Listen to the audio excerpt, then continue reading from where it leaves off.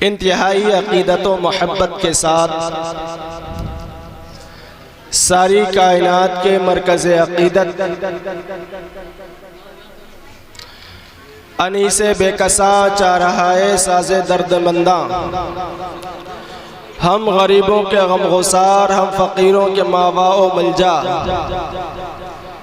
ختم الرسل مولائے کل ہادی السبل، امین سرا شہنشاہ دو سرا، در اللہ المکنون سر اللہ المخزون، عالم ما کانا وما یکون، مطلع ہر سیادت مقطع ہر سعادت، حضرت عبداللہ کے لخت جگر، حضرت آمینہ کے نور نظر، ارواحنا روحی فدا جناب احمد مجتبی محمد مصطفیٰ صلی اللہ تعالی علیہ وسلم کے دربار گوہربار میں درود و سلام کا نذرانہ عقیدت پیش کریں، پڑھیں بآواز بلند، اللہم صلی علی سیدنا شفیعنا مولانا محمد وسلام علیکہ یا رسول اللہ، علیہ الصلوۃ والسلام علیکہ یا رسول اللہ صلی اللہ تعالی علیہ وسلم۔ حضرات، سر شام سے لے کر اب تک آپ تمامی حضرات اللہ اور اس کے رسول کا ذکر خیر سماعت فرما رہے ہیں۔ ان ساعتوں کو، ان گھڑیوں کو اور ان سماعتوں کو سلام کہ اللہ نے اپنے محبوب کے ولادت کے توسل سے آپ تمامی حضرات کو حضور اکرم صلی اللہ علیہ وسلم کا ذکر سننے کی توفیق عطا فرمائی ہے۔ حضرات، اگر آپ لوگوں سے ہو سکے، ادھر والے ہیں تو ادھر آ جائیں، قریب قریب آ جائیں تاکہ کچھ سننے اور سنانے کا ماحول بنے۔ جب سننے والے ہوتے ہیں تو سنانے میں بھی مزہ آتا ہے۔ لیاقت بھائی آگے تشریف لائیے، ابھی پہچانتا ہوں تھوڑا تھوڑا، بولا نہیں ہوں۔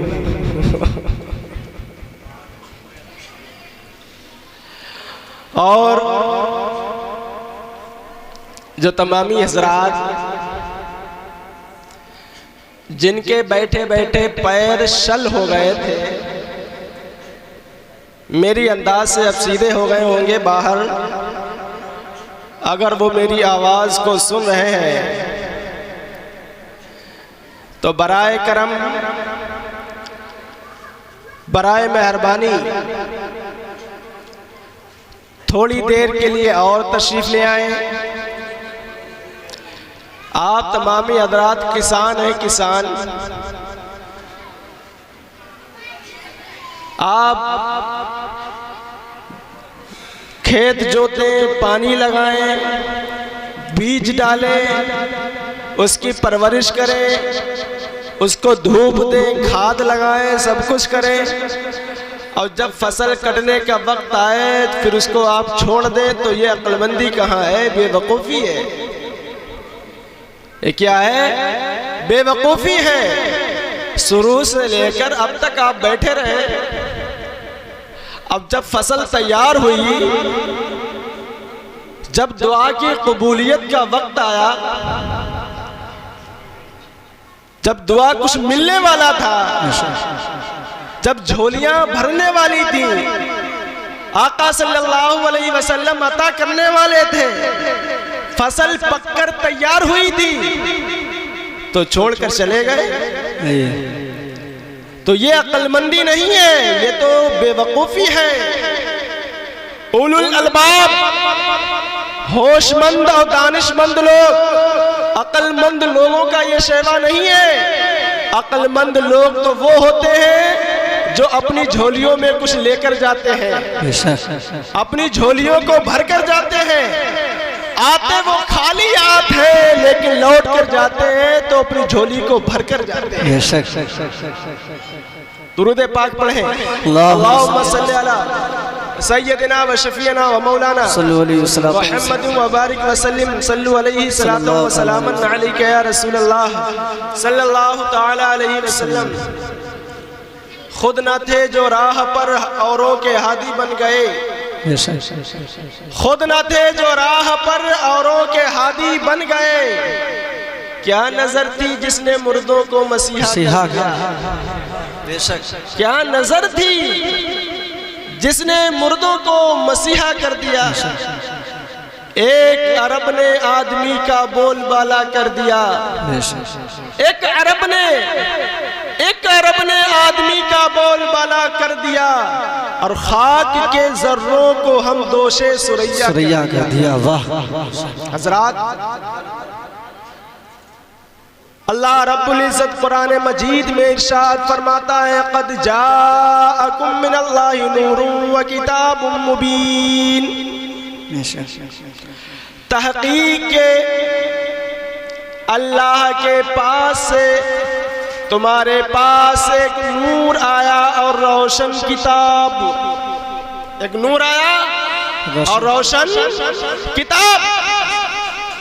سید المفسرین حضرت سیدنا عبداللہ ابن عباس رضی اللہ تعالیٰ عنہ ارشاد فرماتے ہیں کہ نور سے مراد کیا ہے اور کتاب سے مراد کیا ہے۔ نور سے مراد کون سی ذات ہے، کتاب سے مراد کون سی کتاب ہے؟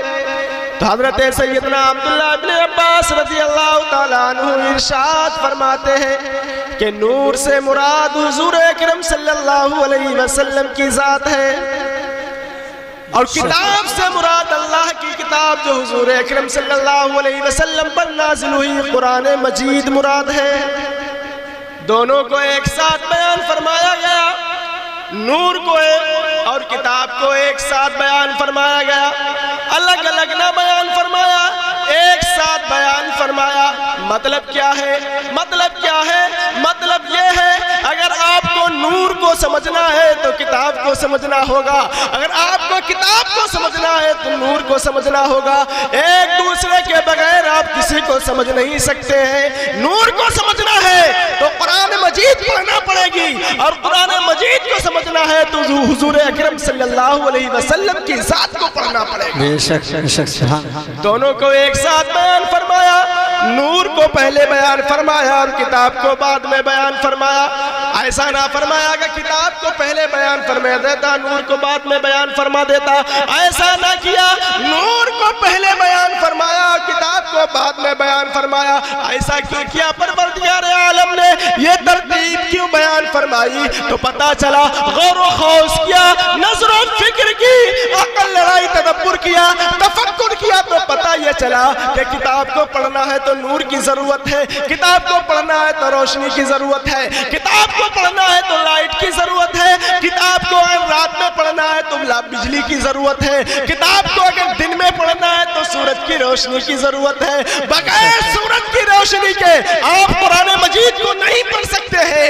رات میں پڑھنا ہے تو بغیر بلب کی روشنی کے آپ قرآن مجید کو نہیں پڑھ سکتے ہیں۔ اگر کوئی نابینا ہے، اگر کوئی آنکھ والا ہے، نہ اس کو سورج کی روشنی مل رہی ہے، نہ بجلی کی ضرورت ہے، سورج کی روشنی کے بغیر، سورج کی روشنی کے بغیر اور بجلی کی بغیر بھی قرآن مجید کو پڑھ رہا ہے، تو میں کہوں گا تب بھی اس کو نور کی ضرورت ہے۔ اور اس وجہ سے کہ آنکھ کی روشنی کی ضرورت ہے، آنکھ کی بینائی کی ضرورت ہے، تو پتہ یہ چلا کہ کتاب کو پڑھنا ہے تو نور کو پہلے پڑھ لانا پڑے گا، روشنی کو پہلے لانا پڑے گا۔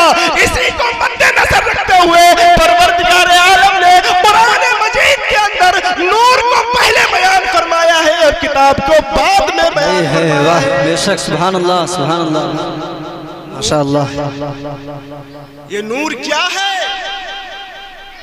اٹھاؤ والا حضرت کا رسالہ صراط الصفا فی نور المصطفیٰ، فخر زمین و زمن سرمایہ علم و فن مجدد دین و ملت مجدد امیت حاضرہ امام اہل سنت امام محمد رضا خان فاضل بریلوی علیہ رحمت و رضوان ارشاد فرماتے ہیں کہ کہ نور مصطفیٰ اللہ رب العزت کی ذات کا عین ہے، اللہ رب العزت کی ذات کی تجلی کا عکس ہے، اللہ رب العزت کے نور کا حصہ ہے نور، حضور کا نور اللہ رب العزت کے نور سے بنا ہے۔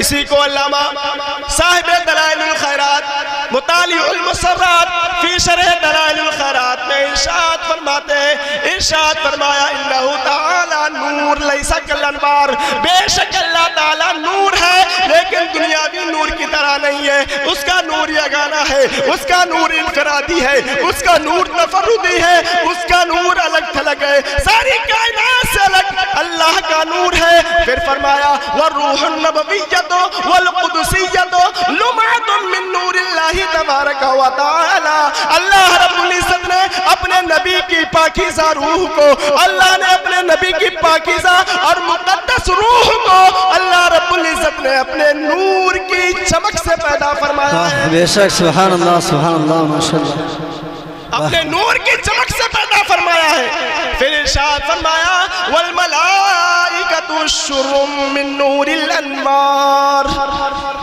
یہ فرشتے دونوں نور کے ایک پھول ہیں، فرشتے نور کے ایک پھول ہیں۔ حضرات تو پتہ یہ چلا کہ پروردگار عالم نے اپنے نبی کے نور کو اپنے نور سے پیدا فرمایا، اور کب پیدا فرمایا؟ حضرت جابر رضی اللہ تعالیٰ عنہ حضور کی بارگاہ میں حاضر ہوئے، عرض کیا یا رسول اللہ اخبرنی ان اول شیء خلقہ تبارک اللہ تعالی قبل الانبیاء، اے اللہ کے رسول مجھے خبر دیجئے، اے اللہ کے رسول مجھے بتائیے، اے اللہ کے رسول میرے سوال کا جواب دیجئے کہ اللہ رب العزت نے نبیوں سے پہلے کس کو پیدا فرمایا ہے؟ نبیوں سے پہلے کس کو پیدا فرمایا ہے؟ آدم سے پہلے کس کو پیدا فرمایا؟ شیش سے پہلے کس کو پیدا فرمایا؟ نوح سے پہلے کس کو پیدا فرمایا؟ ابراہیم سے پہلے کس کو پیدا فرمایا؟ اسماعیل سے پہلے کس کو پیدا فرمایا؟ اسحاق سے پہلے کس کو پیدا فرمایا؟ یعقوب سے پہلے کس کو پیدا فرمایا؟ یوسف سے پہلے کس کو پیدا فرمایا؟ فرمایا اے اللہ کے نبی مجھے یہ بتائیے کہ اللہ نے سب سے پہلے کس کو پیدا فرمایا؟ قال رسول اللہ صلی اللہ تعالی علیہ وسلم یا جابر ان اللہ تعالی قد خلق قبل الاشیاء، اے جابر اللہ نے تمام چیزوں سے پہلے، آسمانوں سے پہلے، زمینوں سے پہلے، آدم سے پہلے، شیش سے پہلے، ابراہیم سے پہلے، یوسف سے پہلے، اسحاق سے پہلے، اسماعیل سے پہلے، لوح و قلم سے پہلے، عرش سے پہلے، کرسی سے پہلے، قدسی سے پہلے، عرش اعظم سے پہلے اللہ نے سب سے پہلے اپنے نبی کے نور کو پیدا فرمایا۔ اس کو پیدا فرمایا اپنے نبی کے نور کو پیدا فرمایا، لیکن بھیجا لباس بشری میں سب سے بعد میں، بھیجا سب سے بعد میں، پیدا کب فرمایا؟ سب سے پہلے۔ ایسا کیوں؟ میں آپ کو مثال دیتا ہوں، بڑی آسان مثال، اللہ تعالیٰ آپ کو سمجھنے کی توفیق عطا فرمائے۔ جناب محترم ہمارے لیاقت بھائی مثال دے رہا ہوں، سمجھئے، اللہ نے پیدا سب سے پہلے فرمایا، بھیجا سب سے بعد میں۔ مثال سے سمجھئے ہمارے لیاقت بھائی امام صاحب کے پاس آئے عید کے چاند کے تعلق سے، کہا امام صاحب آپ نے ابھی عید کا چاند نکل آیا ہے، آپ نے ابھی تک اعلان نہیں کیا۔ جناب امام صاحب نے لیاقت بھائی سے کہا لیاقت بھائی ذرا مجھے یہ بتاؤ کیا چاند آپ نے دیکھا ہے؟ لیاقت بھائی نے کہا نہیں میں نے چاند تو نہیں دیکھا ہے، میں نے فلاں بابو بھائی سے سنا ہے۔ چاند اپنی آنکھوں سے نہیں دیکھا ہے، بابو بھائی سے سنا ہے۔ امام صاحب نے کہا لیاقت بھائی آپ بیٹھئے، بابو صاحب کو بلوایا، بابو بھائی آئے، امام صاحب سے کہا امام صاحب ابھی تک آپ نے اعلان نہیں کیا، بڑے غصے میں۔ امام صاحب نے کیا؟ بابو صاحب یہ بتائیے کیا آپ نے چاند دیکھا ہے یا نہیں دیکھا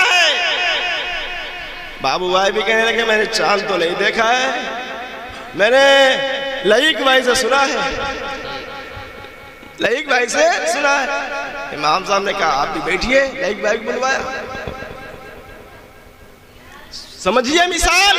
لائک بھائی آئے، لائک بھائی نے کہا امام صاحب چاند کا اعلان کیے، سارا گاؤں پریشان ہے، پورا محلہ پریشان ہے، عید کے خاطر آپ اعلان نہیں کر رہے ہیں۔ امام صاحب نے کہا لائک بھائی ذرا مجھے یہ بتاؤ کہ آپ نے چاند دیکھا ہے؟ لائک بھائی نے کہا بھی نہیں، میں نے بھی چاند نہیں دیکھا ہے، فلاں صاحب سے سنا ہے میں نے۔ اب تینوں لوگ بیٹھ گئے، بڑے شرمندہ ہیں، میری بات نہیں مانی جا رہی ہے، میری بات نہیں مانی جا رہی۔ میں کہہ رہا ہوں چاند دیکھا، لیکن چاند اپنی آنکھوں سے کسی نے نہیں دیکھا، صرف سنا ہے، صرف سنا ہے، صرف سنا ہے۔ علی جناب صحیح صاحب پہنچ گئے امام صاحب کے پاس، امام صاحب عید کا چاند کا اعلان کیجئے۔ امام صاحب نے کہا صحیح بھائی کیا آپ نے چاند اپنی آنکھوں سے دیکھا ہے؟ تو صحیح بھائی نے کہا ہاں میں نے اپنی آنکھوں سے چاند کو دیکھا ہے۔ اب امام صاحب نے مائک کھولا، اعلان کر دیا کل عید ہے، آپ تمام لوگ خوشیاں منائیے، مبارکباد دیجئے۔ اب جب صحیح نے کہہ دیا میں نے اپنی آنکھوں سے دیکھا ہے، تو بابو بھائی کی بھی لاج بچ گئی، لیاقت بھائی کی بھی لاج بچ گئی، لئیک بھائی کی بھی لاج بچ گئی، عزت بچ گئی۔ ایک شخص کے کہنے سے تینوں کی لاجیں بچ گئی، بلا شک و شبہ، بلا تشبیہ و تمثیل حضرت آدم اس کائنات میں آئے، اس خاکدان گیتی پر آئے، انہوں نے اپنی امت کو پیغام دیا اللہ ایک ہے، اللہ وحدہ لا شریک ہے، اللہ لم یلد ولم یولد ہے، اس کا کوئی شریک نہیں ہے، اسی کی عبادت کرو، اسی کی پرستش کرو، اسی کی پوجا کرو۔ قوم نے سوال کیا ہے آدم ذرا مجھے بتاؤ اللہ ایک ہے کیا آپ نے دیکھا ہے؟ تو آدم نے کہا میں نے دیکھا نہیں، میں نے دیکھا نہیں۔ نوح علیہ السلام و تسلیم آئے، انہوں نے بھی اپنی قوم کو یہ پیغام دیا اللہ ایک ہے، ایک اللہ کے سامنے اپنی جبین نیاز کو جھکاؤ، اپنے سر کو جھکاؤ۔ قوم نے بھی یہی سوال کیا، حضرت نوح سے یہی سوال کیا ہے نوح کیا تم نے اللہ کو دیکھا ہے؟ انہوں نے بھی جواب دیا کہ نہیں میں نے اپنی آنکھوں سے اللہ کو نہیں دیکھا ہے۔ حضرت ابراہیم آئے، انہوں نے نمرودیوں کو ایک اللہ کو پیغام دیا، سب کو یہی کہا کہ ایک اللہ کی عبادت کرو، بتوں کی پوجا نہ کرو، بتوں کی پرستش نہ کرو، ایک اللہ کے سامنے اپنے سر کو جھکاؤ۔ قوم نے یہی سوال کیا ابراہیم کیا تم نے ایک اللہ کو دیکھا ہے؟ تو حضرت ابراہیم نے بھی یہی کہا کہ میں نے اللہ کو نہیں دیکھا ہے۔ یعقوب علیہ السلام آئے، انہوں نے بھی اپنی قوم کو یہی پیغام دیا کہ ایک اللہ کی عبادت کرو۔ قوم نے یہی سوال کیا تم نے اللہ کو دیکھا ہے؟ سب نے کہا کہ نہیں دیکھا ہے۔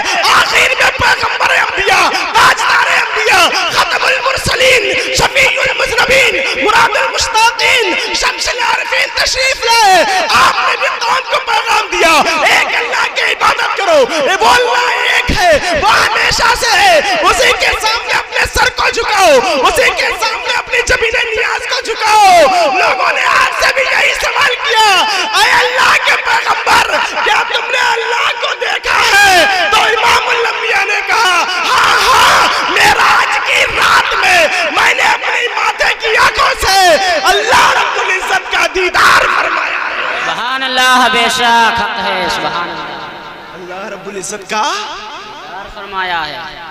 تو پتہ یہ چلا ایک آیا ادھر تو سب کی لاج بچ گئی، سب کی بات کی تصدیق ہو گئی، سب کو سچا، سب سچے ثابت ہو گئے، سب سچے ثابت ہو گئے۔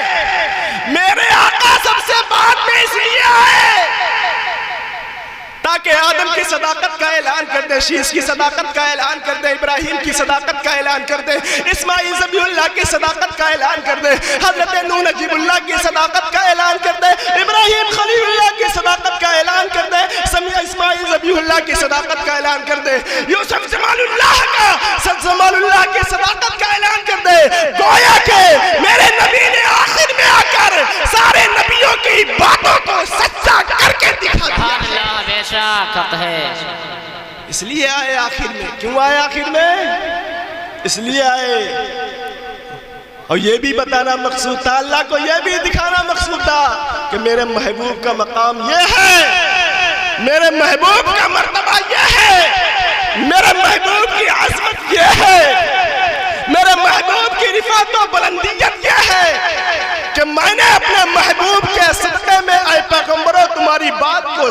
کر کے دکھا دیا ہے۔ سبحان اللہ، بے شک ہے۔ حضرات ذرا غور کریں، میرے نبی کا نور پیدا سب سے پہلے فرمایا لیکن بھیجا سب سے بعد میں، لباس بشری میں سب سے بعد میں بھیجا۔ حضرت آدم علیہ نبینا علیہ الصلوۃ والتسلیم کو پروردگار عالم نے پیدا فرمایا۔ حضرت آدم علیہ الصلوۃ والتسلیم اس زمین پر تشریف لائے تو آپ کو الہام ہوا، تو حضرت آدم علیہ نبینا علیہ الصلوۃ والتسلیم نے بارگاہ مولا میں سوال کیا، یا ربی لما کلیتنی ابا محمد، اے اللہ، اے میرے رب، تو نے میری کنیت کو ابو محمد کیوں رکھا ہے؟ سبحان اللہ، بے اللہ، تو نے میری کنیت، عرف جو چلتا ہے ہمارے معاشرے میں، عرف ہوتا ہے، ایک دوسرا نام ہوتا ہے، اسی کو کنیت کہا جاتا ہے۔ تو حضرت آدم کی کنیت کیا تھی؟ ابو محمد تھی۔ کیا تھی؟ ابو، جیسے ابو تراب ہوتا ہے، ابو تراب کنیت ہے، ابو بکر کنیت ہے، ابو حذیفہ کنیت ہے، یہ کنیت ہے۔ آدم کی کنیت کیا تھی؟ ابو محمد، سب سے پہلے انسان ہے۔ پروردگار عالم کی بارگاہ میں عرض کر دیا ہے، میرے اللہ، تو نے میری کنیت کو ابو محمد کیوں رکھا؟ ابو نوح کیوں نہیں رکھا؟ ابو عیسیٰ کیوں نہیں رکھا؟ ابو موسیٰ کیوں نہیں رکھا؟ ابو موسیٰ کیوں نہیں رکھا؟ ابو یوسف میری کنیت کیوں نہیں رکھا؟ ابو یعقوب میری کنیت کو کیوں نہیں رکھا؟ یہ سوال جب پروردگار عالم کی بارگاہ میں ہوا، حضرت آدم علیہ الصلوۃ والتسلیم کی بارگاہ سے، تو پروردگار عالم کا حکم ہوا، اے آدم، رفع راسک، اپنے سر کو اٹھائیے، اپنے سر کو اٹھائیے، اپنے سر کو اٹھائیے، یا آدم ارفع راسک۔ حضرت آدم نے اپنے سر کو اٹھایا، فرفع فی نور نبیک صلی اللہ تعالی علیہ وسلم فی صراطک العرش۔ حضرت آدم نے اپنے سر کو اٹھایا تو عرش معلیٰ کے شان میں ابو محمد عربی صلی اللہ علیہ وسلم کے نور کو چمکتے اور دمکتے ہوئے دیکھا۔ سبحان اللہ، بے شک حق ہے۔ سبحان اللہ، نور کو چمکتے اور دمکتے ہوئے دیکھا۔ حضرت آدم نے بارگاہ مولا میں عرض کی، ما ھذی النور، یہ نور کیسا ہے؟ یہ نور کس کا ہے؟ یہ نور کیسا ہے؟ یہ نور کس کا ہے؟ یہ نور کس کا ہے؟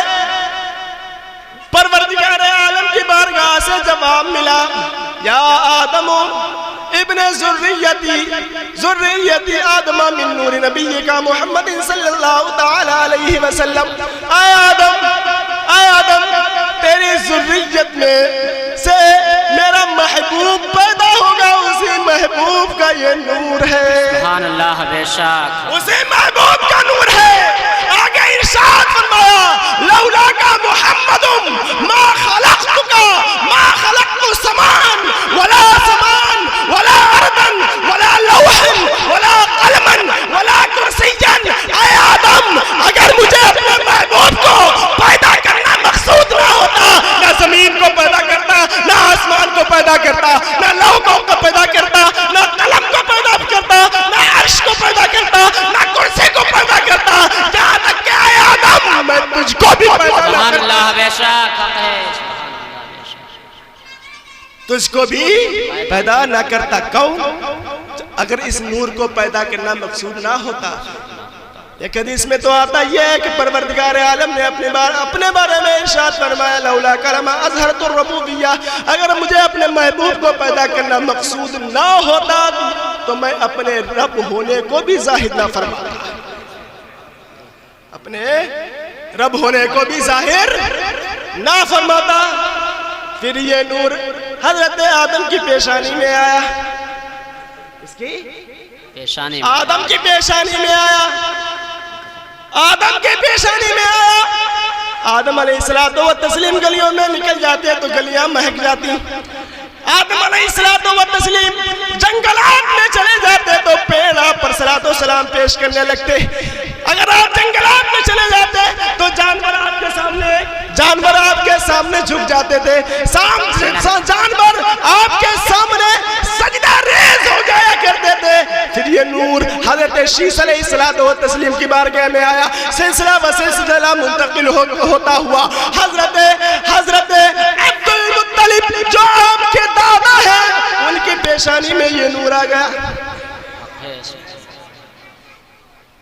उनकी पेशानी में नूर आ गया। फिर उनसे मुंतकिल होता हुआ ये हजरत अब्दुल्ला की पेशानी में आ गया, हजरत अब्दुल्ला से मुंतकिल होकर हजरत आमिना की सुल्बे तहर में आ गया। लेकिन ये याद रखना, मेरी बात को गौर से सुनना, तवज्जो के साथ सुनना, अपनी दिल की तख्ती पर लिख लेना कि ये नूर आया तो हजरत आमिना तक, लेकिन जहां से आया, जिस शख्सियत के पास से गुजरता हुआ आया, अपना अवसर छोड़ कर आया। सुभान अल्लाह, बेशक असर खत्म न हुआ, असर छोड़ के असर खत्म न हुआ, असर बाकी रहा, नूर चलता रहा। आदम के पास से चला तो आदम में असर बाकी रहा, शीश के पास से चला, शीश में असर बाकी रहा। हजरत अब्दुल मुत्तलिब से हजरत अब्दुल्ला तक आया तो हजरत अब्दुल्ला में असर बाकी रहा। उस नूर की करामतें हजरत अब्दुल मुत्तलिब के पास में रही। एक रिवायत में आता है, अबरहा एक बादशाह था, अबरहा यह जालिम जाबिर बादशाह था, डाकू बादशाह था। इसने अपने सल्तनत में काबा बनवाया था, अपनी सल्तनत में काबा बनवाया था, और उसका प्लान ये था कि अब लोग खाने काबा की जानिब होकर नमाज ना पढ़े, बल्कि जो मैंने जो काबा बनवाया है, इसकी जानिब नमाज पढ़े, इसकी जानिब नमाज पढ़े। उसने अपने दिल के अंदर ये प्लान बनाया और दिल में ये सोचा, जो खाने काबा मक्कतुल मुकर्रमा में है, उसको ढा दिया जाए, उसको मिस्मार कर दिया जाए, उसको ढा दिया जाए, उसको तोड़ दिया जाए। अबरहा अपनी फौज लेकर, हाथियों की फौज लेकर मक्कतुल मुकर्रमा पर का खाना काबा पर हमला करने के लिए निकल पड़ता है। जैसे ही मक्कतुल मुकर्रमा में इर्द गिर्द आता है, हजरत अब्दुल मुत्तलिब हुजूर के दादा को पता चलता है कि अब रहा डाकू, अब रहा चोर खाना काबा को मिस्मार करने के लिए आया है, खाना काबा को तोड़ने के लिए आया है, खाना काबा को मिस्मार करने के लिए आया है। तो हजरत अब्दुल मुत्तलिब फरकिबा रजुलिन इला कुरैश की जमात को लेकर पहाड़ पर चढ़ गए, हत्ता तला सबीर। कौन से पहाड़ पर चढ़े? कुए सबीर पर चढ़ गए, पहाड़ का नाम सबीर है, सबीर पहाड़ पर चढ़ गए। फस्तदा गुर्रतुन आयदारा गुर्रतिन इला नूर नबीका मुहम्मद सल्लल्लाहु ताला अलैहि वसल्लम। आप जैसे ही पहाड़ के ऊपर चढ़े तो आपकी पेशानी में नूर मुहम्मदी सल्लल्लाहु अलैहि वसल्लम चमकने लगा, नूर मुहम्मदी की शुआएं फूटने लगी। जब नूर मुहम्मदी की शुआएं फूट कर आपकी पेशानी से फूट कर काबतुल मुकर्रमा पर पड़ी, बैतुल हरम पर पड़ी, खाना काबा पर पड़ी, तो आपने कुरैश जमात से कहा, ऐ मेरे जमातियों, ऐ मेरे साथ में रहने वालों, चलो अब नीचे उतर चले, चलो अब नीचे उतर चले, चलो अब नीचे उतर चले। जमात ने कहा, अब्दुल मुत्तलिब, आपने अल्लाह की बारगाह में दुआ तो ना की, आपने अल्लाह की बारगाह में इस्तिदा तो ना की, आप ऐसे ही उतर जा रहे हैं। तो हज़रत अब्दुल मुत्तलिब ने क्या कहा था? जवाब सुनो, आपका दिल बाग हो जाएगा, आपका दिल मचल जाएगा। हज़रत अब्दुल मुत्तलिब ने कहा, कफ़ैतुम हाज़ल अमरी, क्या तुमने नहीं देखा मेरी पेशानी से नूर मुहम्मदी की शुआएं निकलकर बैतुल हरम पर पड़ गई है? बस यही काफी है काबा की हिफाजत के लिए। अल्लाह खुद अपने घर की हिफाजत फरमाएगा। परवरदिगार आलम ने खुद खाने काबा की हिफाजत फरमाई, खुद खाने काबा की हिफाजत फरमाई। किसकी वजह से? नूर मुहम्मदी की बरकत से। किसकी बरकत से? नूर मुहम्मदी की बरकत से। फिर क्या होता है? जब हजरत अब्दुल मुत्तलिब अपने घर चले जाते हैं, कहां चले जाते हैं? घर चले जाते हैं। तो अब रहा उधर मुक़द्दमतुल जैश की हैसियत से अपने एक शख्स को अब्दुल मुत्तलिब के पास भेजता है। एक शख्स को किसके पास? अब्दुल मुत्तलिब के पास भेजता है। फदखल الى مکہ، جیسے ہی وہ شخص مکہ میں داخل ہوتا ہے، جیسے ہی وہ شخص مکہ المکرمہ میں داخل ہوتا ہے، فنظر الى وجہ عبد المطلب، اور جیسے ہی حضرت عبد المطلب کی پیشانی کو دیکھتا ہے، فخدھا، تو وہ ہکا بکا رہ جاتا ہے، وتلجلج لسانہ، اور وہ گونگا ہو جاتا ہے، اور وہ گونگا ہو جاتا ہے، اس کی قوت گویائی سلب ہو جاتی ہے، اس کی بولنے کی طاقت ختم ہو جاتی ہے، فخر مغشیا علیہ، عبد المطلب کی پیشانی کو دیکھ کر وہ بے ہوش ہو کر گر پڑتا ہے، بے ہوش ہو کر گر پڑتا ہے، فلما افاق، جب اس کو ہوش آتا ہے، جب اس کو ہوش آتا ہے تو کیا کہتا ہے، واشهد ان الى نور محمد الى وجه ابي طالب عبد المطلب، اے عبد المطلب، میں خدا کی قسم کھا کر گواہی دیتا ہوں کہ آپ کی پیشانی میں جو نور چمک رہا ہے وہ محمد عربی کا نور ہے۔ سبحان اللہ، بے شک محمد عربی کا نور ہے، عربی کا نور ہے۔ آپ کی پیشانی میں جو نور چمک رہا ہے وہ محمد عربی کا نور ہے، اور اس نور کی وہ تاب نہ لا سکا، آیا فخدا، ہکا بکا رہ گیا، وتلجلج لسانہ، اس کی زبان گونگی ہو گئی، قوت گویائی سلب ہو گئی، بولنے کی طاقت ختم ہو گئی، فخر مغشیا علیہ، بے ہوش ہو کر گر پڑا، فلما افاقا، جب ہوش آیا تو گواہی کس کی دی، وَأَشْهَدُ أَنَّ مِن نُورِ مُحَمَّدٍ صلی اللہ علیہ وسلم إِلَى وَجْهِهِ بِالطَّالِبِ، میں گواہی دیتا ہوں جو آپ کی پیشانی میں نور چمک رہا ہے یہ محمد عربی کا نور ہے۔ جانتے ہو ابرہہ لشکر لے کے آیا کعبہ کو ڈھانے کے لیے، کس کو؟ آخری بات پیش کر رہا ہوں، کعبہ کو ڈھانے کے لیے آیا، لشکر کس کا تھا؟ ہاتھیوں کا لشکر تھا۔ کس کا؟ ہاتھیوں کا، ہاتھیوں کا لشکر تھا۔ ہاتھی آپ نے دیکھا ہوگا کتنا لمبا چوڑا ہوتا ہے، اگر پیر رکھ دے تو ہم اور آپ کا کچومڑ نکل جائے۔ ہاتھی کا لشکر لے کر آیا، ایک ہاتھی اس میں سب سے بڑا تھا، اور ابرہہ کے ہاتھی وہ اتنے پڑھے لکھے ہوئے تھے، اتنے سیکھے سکھائے ہوئے تھے کہ وہ روزانہ ابرہہ کے سامنے سجدہ کیا کرتے تھے۔ کتنے پڑھے ہوں گے، کتنے ماہر ہوں گے کہ وہ روزانہ ابرہہ کو سجدہ کیا کرتے تھے، لیکن ایک ہاتھی اس میں جو سب سے بڑا تھا، سب سے چوڑا تھا، سب سے خوبصورت تھا، وہ ابرہہ کو سجدہ نہ کیا کرتا تھا، ابرہہ کو سجدہ نہ کیا کرتا تھا۔ حضرت عبد المطلب نے اس ہاتھی کو دیکھا، سبحان اللہ، اپنے پاس ایک آدمی کو بھیجا اور کہا جاؤ اس ہاتھی کے کان میں کہہ دے کہ تجھے عبد المطلب نے بلایا ہے۔ سبحان اللہ، عبد المطلب نے بلایا ہے۔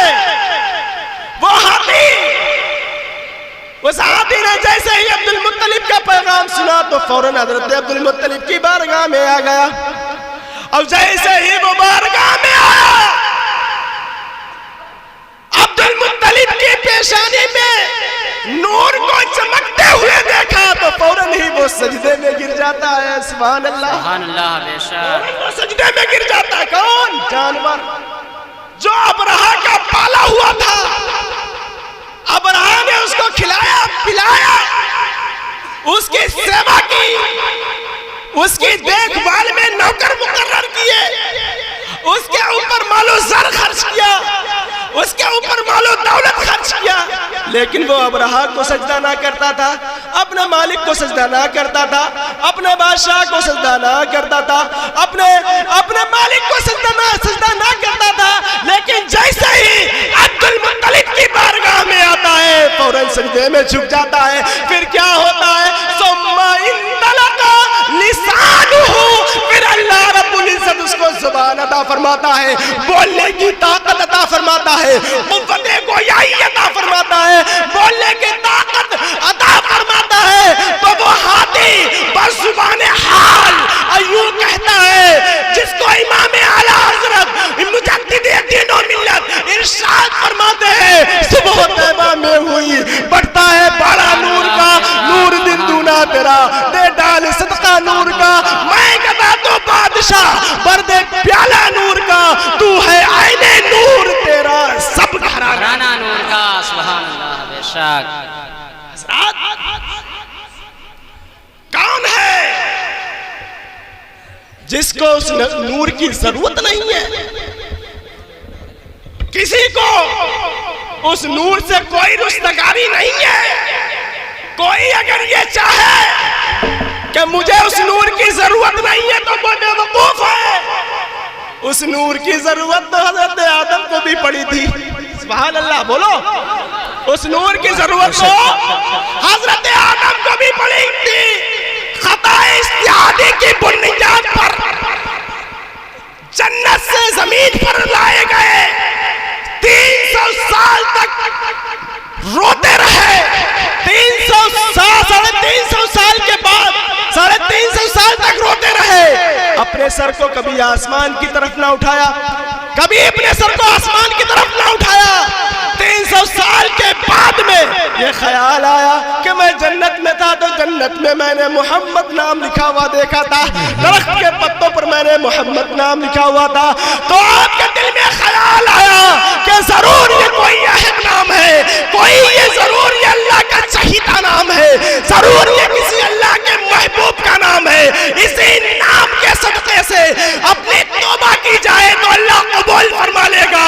یہی ہوا، حضرت آدم نے محمد عربی کا وسیلہ دے کر محمد عربی کے صدقے میں توبہ کی، تو پروردگار عالم نے حضرت آدم کی توبہ کو قبول فرمایا ہے۔ بے شک، سبحان اللہ سبحان اللہ، واہ۔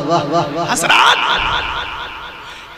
کسی کو رستگاری نہیں، کوئی بھی نبی کے نور کی ضرورت حضرت آدم کو بھی ہے، حضرت شیش کو بھی ہے، حضرت موسیٰ کو بھی ہے، حضرت یوسف کو بھی ہے، حضرت عیسیٰ کو بھی ہے، حضرت موسیٰ کو بھی ہے، حضرت ابراہیم کو بھی ہے، حضرت اسماعیل ذبیح اللہ کو بھی ہے۔ الغرض یہ ہے نبی کے نور کی ضرورت سب کو ہے۔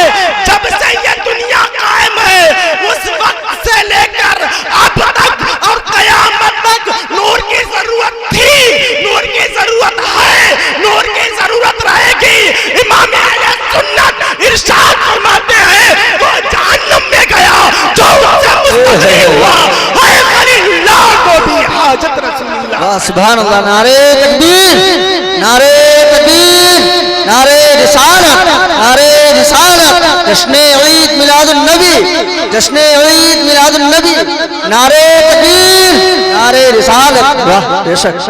اے خلیل اللہ کو بھی، کون خلیل اللہ؟ حاجت رسول اللہ، خلیل اللہ کو بھی ضرورت ہے رسول اللہ کی۔ بے شک بے شک۔ تو ہم کیسے بچ سکتے ہیں؟ ہماری کیا اوقات ہے، کیا وسعت ہے؟ ہر شے کو نبی کے نور کی ضرورت ہے۔ بے شک۔ بیان فرماؤں، مختصر میں بیان کر دیتا ہوں۔ شیخ ابو دباغ رضی اللہ تعالیٰ عنہ ارشاد فرماتے ہیں کہ 7 ایسے موقع ہیں جس موقع پر انسان کو نبی کے نور کی ضرورت پڑتی ہے۔ کتنے؟ 7۔ پہلا موقع تو وہ تھا جب تمام روحیں عالم ارواح میں تھی تو رب نے فرمایا تھا الستو بربکم، کیا میں تمہارا رب نہیں ہوں؟ تو تمام روحوں نے کہا تھا ہاں بلا بلا، ہاں تو میرا رب ہے، میں تو میرا رب ہے۔ تو یہ جو جواب دیا تھا یہ نبی کے نور کے فیضان کے وسیلے سے دیا تھا۔ اگر نبی کے نور کا فیضان نہ ہوتا تو کوئی بھی جواب نہ دے پاتا۔ وہاں پر نور کی کرن، نور کی روشنی جس کے اوپر جیسے پڑتی گئی ویسے ہی وہ مرتبے والا بنتا گیا۔ جس کے اوپر نور کی کرن زیادہ پڑی وہ نبیوں میں سے ہو گیا، جس کے اوپر نور کا فیضان اور نور کا فیضان کم ہوا تو وہ صحابہ میں سے بن گیا، جس کے اوپر نور کا فیضان اس سے کم ہوا وہ تبع تابعین میں سے بن گیا، جس کے اوپر نور کا فیضان اس سے کم ہوا وہ اولیاء کاملین میں سے بن گیا۔ نور کے فیضان جیسا وہاں عالم ارواح میں جس نے جیسا لوٹ پایا ویسے ہی وہ مرتبے والا بنتا چلا گیا۔ بے شک۔ ایک تو وہ پھر جب انسان ماں کے پیٹ میں آتا ہے پیدائش ہوتی ہے، پیدائش ہوتی ہے، شیخ ابو دباغ ارشاد فرماتے ہیں جب انسان کی پیدائش ہوتی ہے نا، جب انسان منصع شہوت پر جلوہ افروز ہوتا ہے تو آنکھیں کھولنے کے لیے نور کی ضرورت پڑتی ہے، کان سننے کے لائق تبھی ہوتے ہیں جب نور کا فیضان جاری ہوتا ہے، زبان بولنے کے لائق تبھی ہوتی ہے جب نور کا فیضان جاری ہوتا ہے، ہاتھ چلنے پھرنے کے قابل تبھی ہوتے ہیں جب نور کا فیضان جاری ہوتا ہے، پیر اس وقت ہلتے ہیں جب نور کا فیضان جاری ہوتا ہے۔ تو الغرض یہ ہے کہ بچہ دنیا میں تشریف لاتا ہے تو اس وقت بھی بچے کو نبی کے نور کی ضرورت پڑتی ہے۔ بے شک جب دنیا میں تشریف لاتا ہے تب بھی نبی کے نور کی ضرورت ہے، جب دنیا سے تشریف لے جا کر قبر میں جاتا ہے تب بھی نبی کے نور کی ضرورت ہے، جب بروز محشر قائم ہوگا لواء الحمد کے نیچے آئے گا تو نبی کے بھی نور کی ضرورت ہے، پل صراط پر سے گزر رہا ہوگا تب بھی نبی کے نور کی ضرورت ہے، میزان عمل پر ہوگا تب بھی نور کی ضرورت ہوگی، بغیر نور کے کشتی ہماری پار نہیں لگ سکتی ہے۔ تو پتہ یہ چلا نبی کے نور کی نورانیت ہی ہمارے لیے سب کچھ ہے، بغیر نبی کے نور کے ہم ایک لمحہ بھی اس دنیا کے اندر اپنی زندگی گزار نہیں سکتے۔ بے شک سبحان اللہ۔ اسی لیے امام اہل سنت نے ارشاد فرمایا وہ جہنم جسے ضرورت نہیں وہ کہاں گیا؟ وہ جہنم میں گیا جو ان سے مستغنی ہوا، ہے خلیل اللہ کو حاجت رسول اللہ کی۔ وآخر دعوانا ان الحمدللہ رب العالمین۔